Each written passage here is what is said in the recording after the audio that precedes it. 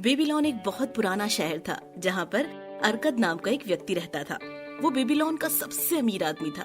उसके बचपन के दो दोस्त आज भी गरीबी में जी रहे थे, जबकि वो गरीबी को बहुत पीछे छोड़ चुका था। एक दिन उसके दोनों दोस्त उससे सलाह मांगने गए। उन्होंने उससे उसकी अमीरी का राज पूछा। अरकद ने कहा, मैं अपनी कमाई का कुछ हिस्सा बचा कर रखता था और उसे निवेश करता था। समय के साथ मेरे निवेश किए हुए पैसों से मुझे पैसे आने लगे और मुझे कम काम करना पड़ा। यही मेरी अमीरी का राज है। ये किताब आपको कुछ इसी तरह के पुराने तरीकों के बारे में बताती है, जिसका इस्तेमाल कर आप पैसे कमा सकते हैं और अमीर बन सकते हैं। ये किताब आपको निवेश करने के महत्व के बारे में बताती है और साथ ही ये बताती है कि आप अपने पैसों से किस तरह से काम करवा सकते हैं। इसके अलावा आप सीखेंगे कि पैसा बचाने से आप अमीर क्यों नहीं बन सकते।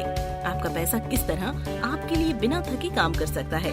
कर्ज माफ कर देना किस तरह से आपका फायदा करा सकता है। पहला सबक, अमीर बनने के लिए अपने पैसों को अच्छे से इस्तेमाल करना सीखें। शायद आप सोचते होंगे कि कैसे अमीर लोग इतना पैसा कमा लेते हैं। शायद आप ये भी सोचते होंगे कि आप उतना पैसा कभी नहीं कमा पाएंगे, लेकिन आपका ये सोचना गलत है। आइए देखते हैं कि किस तरह से आप भी उन्हीं की तरह पैसा कमा सकते हैं और अमीर बन सकते हैं। सबसे पहले आपको ये जानना होगा कि 1 रुपया कमाकर 1 रुपया खर्च कर देंगे तो उसके बाद अपने दूसरे शौक पूरा करने के लिए उधार मांगेंगे तो अमीर बनना तो छोड़ दीजिए, कुछ साल बाद आप शायद खाने के लिए भी तरस जाएं। सबसे पहले आपको पैसा बचाकर उसे सही जगह पर लगाना सीखना होगा। आपको अपने कमाए हुए पैसों में से कुछ पैसे बचाने होंगे और अपने शौक को कम करना होगा। आप सिर्फ उतना पैसा ही खर्च कीजिए जितने से आपका काम चल सके। आप उस चीज को अपने खर्चे में से निकाल दीजिए जिसके बिना भी आपका काम चल सकता है। इसके बाद आपको अपने पैसों को सही जगह पर लगाना होगा। आप अपने पैसे बैंक में रखने से या अपने बिस्तर के नीचे रखने से अमीर नहीं बनेंगे। आपको उन पैसों को निवेश करना होगा ताकि उससे आपको अच्छा मुनाफा मिल सके। इससे आपको बिना काम किए पैसे आने लगेंगे, लेकिन आपको इसमें सावधानी बरतनी होगी।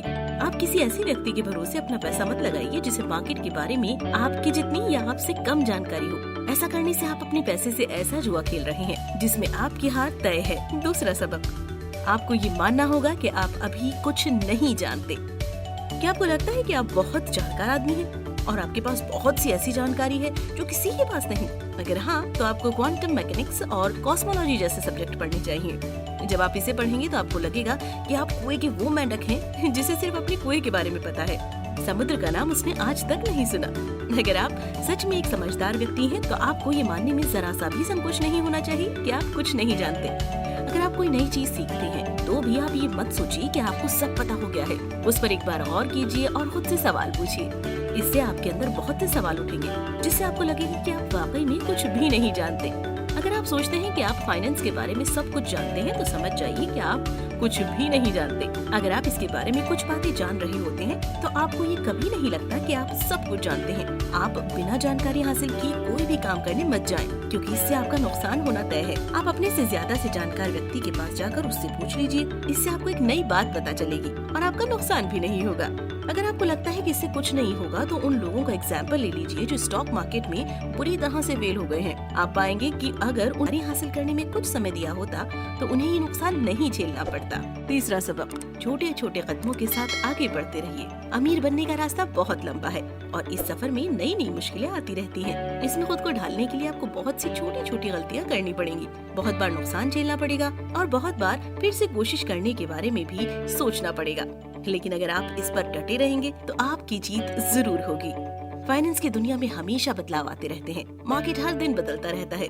इसका मतलब ये है कि आपको भी हमेशा खुद को बदलते रहना होगा जिससे आप इसके साथ साथ चल सकें। सिर्फ एक ही स्टॉक में पैसा लगाने से आपका फायदा नहीं होगा, न ही काम करने से आप हमेशा कामयाब रह सकते हैं। यहाँ आपको लगातार खुद में और अपने काम के तरीकों में बदलाव लाना होगा। हारने पर आप निराश मत होइए, क्योंकि हारने का भी उतना ही महत्व है जितना जीतने का है। दोनों में फर्क सिर्फ इतना है कि जब आप हारते हैं तो आपको कुछ सीखने को मिलता है और जब आप जीतते हैं तो आपको कुछ खुशी मिलती है। बिना कुछ सीखे आप कभी खुश नहीं रह सकते, इसीलिए हारना भी जरूरी है। लेकिन इसका मतलब ये नहीं कि आप अपना सारा पैसा एक जगह लगा दो। इससे आप लंबे समय के लिए मुसीबत में फंस सकते हैं। चाहे कुछ भी हो जाए, आप अपना सब कुछ दांव पर मत लगाइए। अगर आप कुछ ऐसा करने जा रहे हैं जो आपने आज तक नहीं किया तो उसमें सिर्फ उतना ही पैसा लगाइए जिसे हारने पर भी आप खुद को संभाल सकें। अपने रिस्क को मैनेज करना सीखें। चौथा सबक, पैसों के लिए काम करना बंद करके पैसों से काम करवाना शुरू कीजिए। हम में से बहुत से लोगों का दिमाग महीने के अंत के आगे का नहीं सोचता। हम सिर्फ इतना सोचते हैं कि जल्दी से ये महीना बीते ताकि हमें फिर से सैलरी मिल सके और हम अपनी ख्वाहिशें पूरी कर सके। हम कभी अपने फ्यूचर को अच्छे से प्लान नहीं करते, जो हमारे हारने की वजह बन जाती है। पैसों के लिए काम करने का मतलब है आप खुद के लिए काम नहीं कर रहे हैं। आप हमेशा पैसों के पीछे भागते रह जाएंगे और पैसा आपसे दूर भागता ही जाएगा। हर महीने की सैलरी खर्च कर देने के बाद आप महीना बीतने का इंतजार करने लगेंगे। दूसरी तरफ पैसों से काम करवाने का मतलब है अपने लिए पैसों से काम करवाना, पैसों को अपना गुलाम बनाना। अगर आप सिर्फ अपनी नौकरी करते हैं और घर आने के बाद समाचार या टीवी सीरियल देखकर सो जाते हैं, तो आप अपनी किस्मत खुद खराब कर रहे हैं। इसके अलावा अगर आप संडे का सारा दिन गेम ऑफ थ्रोन्स देखने में बिताते हैं, तो आपके ऊपर कुछ ज्यादा ही मुसीबतें आने वाली हैं।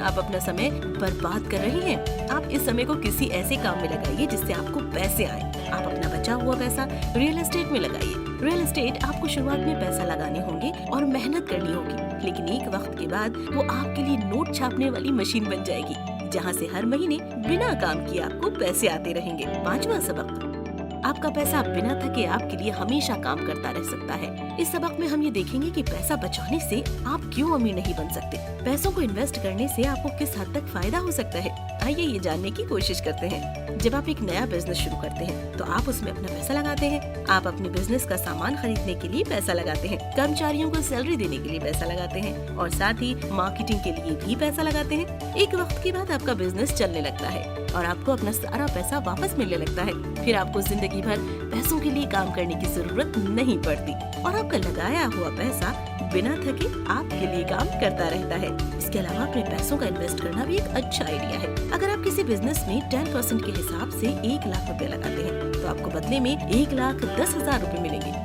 अगर आप इस पूरे पैसे को फिर से एक नए बिजनेस में 10% के हिसाब से लगाते हैं, तो आपको 1,21,000 रुपए वापस मिलते हैं। इस तरह से आपका पैसा समय के साथ साथ ज्यादा कीमती हो जाता है।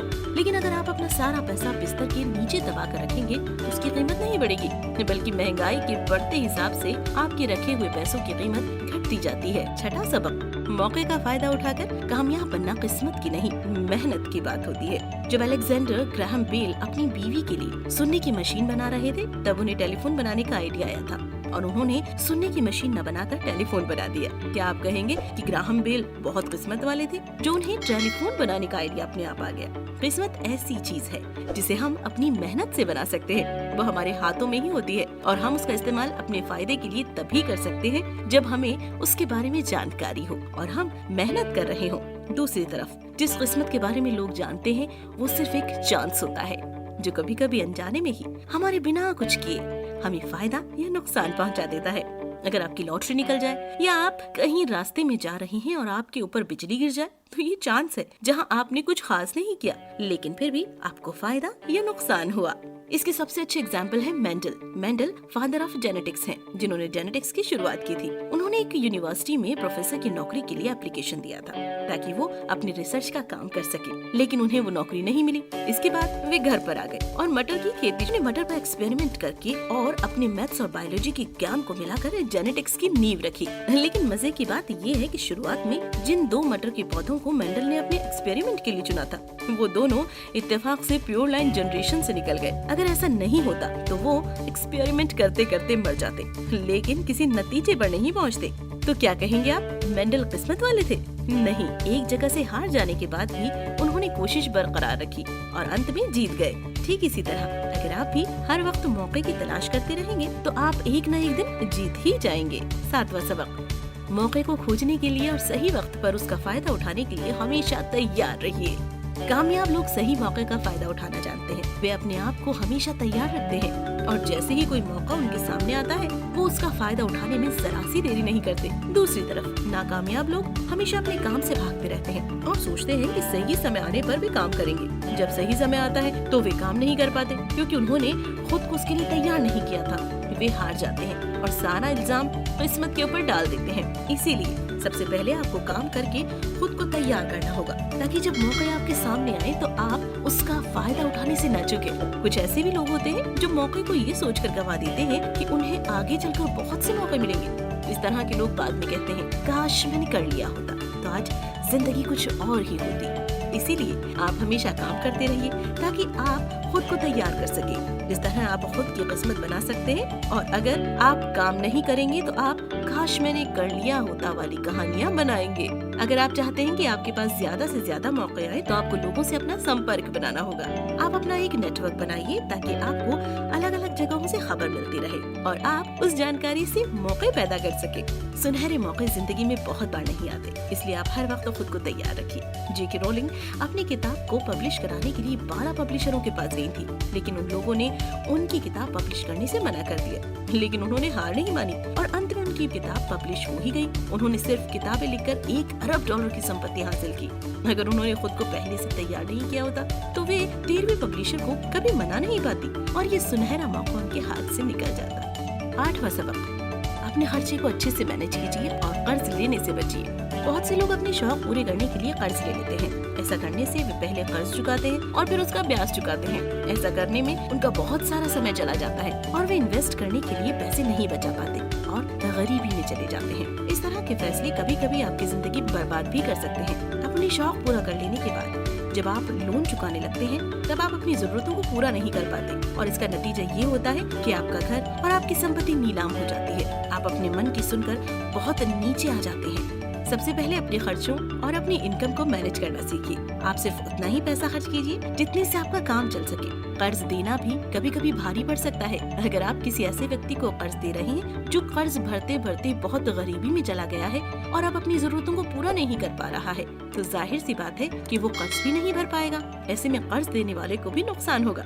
एग्जाम्पल के लिए आप ग्रीस को ले लीजिए, जो यूरोपियन बैंक के कर्ज में पूरी तरह से डूबा हुआ था। वो अपने देश पर खर्च नहीं कर पा रहा था, जिससे उसके देश में उथल पुथल मच गई। लोग ना तो पढ़ रहे थे ना ही कुछ काम कर पा रहे थे, जिसकी वजह से वो और गरीबी में जा रहा था और कर्ज नहीं भर पा रहा था। जब हालात इस तरह के हो जाए तो बेहतर है कि आप कर्ज लेने वालों को संभलने का मौका दीजिए। एक बार वो खड़ा हो जाए तो आप उससे अपना कर्ज वसूल सकते हैं। कुल मिलाकर हमेशा पैसों के लिए काम करने से आप कभी अमीर नहीं बनेंगे। इसके लिए आपको पैसे को इन्वेस्ट करके उनसे काम करवाना होगा।